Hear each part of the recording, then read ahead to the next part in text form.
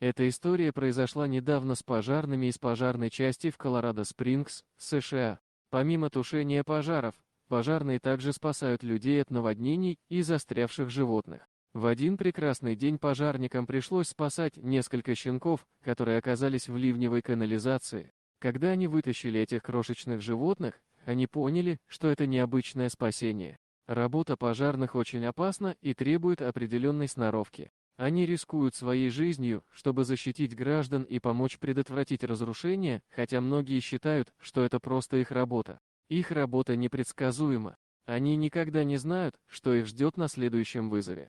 В данном случае им приказали спасать щенков от наводнения. С первого взгляда это не казалось страшным или необычным, но оказалось особенным спасением. Когда пожарные прибыли, они тщательно осмотрели место происшествия.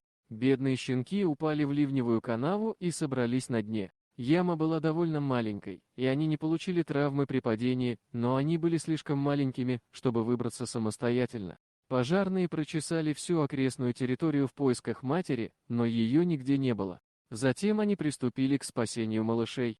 Когда пожарные достали щенков из ямы, они попытались определить их породу и в конце концов решили, что это щенки лабрадора с их темным и блестящим окрасом. Хотя щенков удалось спасти, им предстояло пройти осмотр в ветеринарной поликлинике, чтобы проверить, сколько времени они провели в яме и выполнить все необходимые процедуры, а также накормить их. После отправки щенков в клинику, спасатели получили неожиданный ответ от ветеринаров, которые обнаружили, что эти животные не являются щенками лабрадора и даже не собаками. Великое удивление пожарных вызвало то, что эти так называемые щенята оказались на самом деле лисятами. В это время животные часто разводят потомство, особенно в горных районах, где много лис. Врачам и пожарным пришлось вернуть лисят обратно, чтобы их мать нашла их.